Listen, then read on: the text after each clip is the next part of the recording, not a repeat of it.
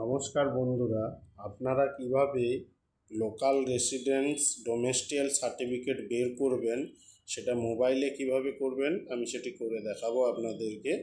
সবার প্রথমে বলে দিই, আমি ভিডিওটা অ্যাপ্লিকেশান কিভাবে করতে হবে তার জন্যে পরে ভিডিও আনবো। এখন কি ডকুমেন্টস লাগবে লোকাল রেসিডেন্ট ডোমেস্টিয়াল সার্টিফিকেটের জন্যে সেটা আপনাদের কাছে তুলে ধরছি। সবার প্রথমে আমি মোবাইলটাকে কাট করে নিলাম। করে নেওয়ার পরে ভোটার ডিস্ট্রিক্ট বলে সার্চ করব, edistrict.wb.government.in পোর্টাল, এটাতে ক্লিক করব।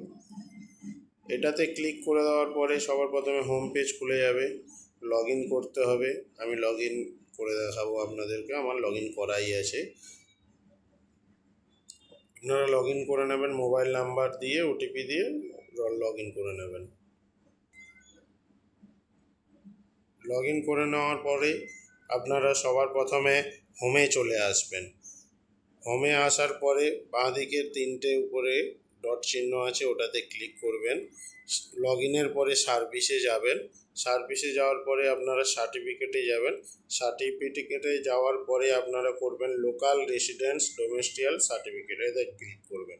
ক্লিক করার পরে এখানে অ্যাকসেপ্ট বলে আপনাদেরকে চাইবে, আপনারা অ্যাকসেপ্ট করবেন, সাইটটার মধ্যে খুলে যাবেন।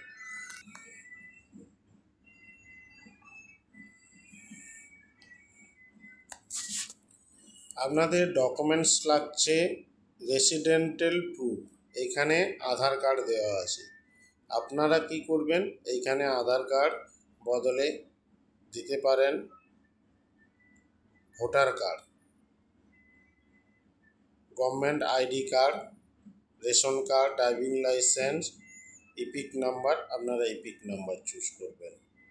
সবার প্রথমে আপনাদেরকে বলে দিই, ডোমেস্টিক্যাল সার্টিফিকেট বের করানোর জন্যে আপনারা অ্যাপ্লিকেশান করে দেওয়ার পরে ভিডিওর সঙ্গে দেখা করে যত তাড়াতাড়ি এটাকে করে নেওয়া যায়, তাহলে ভিডিও থেকে ট্রান্সফার হয়ে গেলে আপনাদের 48 ঘন্টা ওয়ার্কিং ডের মধ্যে সার্টিফিকেটটা বেরিয়ে যাবে। আমার ভিডিওটি যদি ভালো লাগে অবশ্যই সাবস্ক্রাইব করবেন, লাইক করবেন, কমেন্ট করবেন। আইডেন্টি প্রুফ, এইখানে প্যান কার্ড দেওয়া আছে। প্যান কার্ডের জায়গায় আপনি আধার কার্ড করতে পারেন, মানে দুটো আধার কার্ড একবারে দেবেন না, ফটো দিয়ে দেবেন। আধার রিলেভেন্ট সার্টিফিকেট, এইখানে কি করবেন, যদি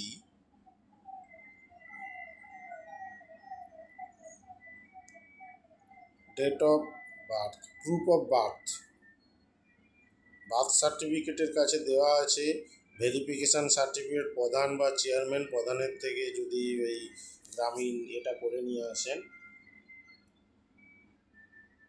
বার্থ সার্টিফিকেটও দিতে পারেন, নাহলে প্রধানের থেকে সার্টিফিকেট করে নিয়ে গেলেও দিয়ে দিতে পারেন। এগুলো পিডিএফ করে 200 কেবির মধ্যে রাখতে হবে।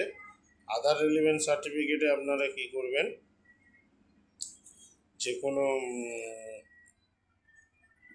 পর্চা বা দলিল আপনাদের যদি থাকে বাড়ির, ধরুন আপনার বাবার নামে দলিল আছে, সেই দলিলটা বাড়ির জেরক্স করে প্রথম পেজটাকে 1024 কেবির মধ্যে পিডিএফ করে দিয়ে দেবেন। যদি আপনার বাবার নামে আপনাদের বাড়ির নাম্বার নেই, তাহলে আপনারা কি করবেন, বংশ পরাক্রমে যে দাদুর নামে সব বাড়ির দলিল আছে, প্রধানের কাছ থেকে লিখিয়ে আনবেন দাদু, তারপরে আপনার বাবা, তারপরে আপনি, এইভাবে একটা লিখিয়ে আনবেন, দিয়ে ওইটাকে আপলোড করে দেবেন।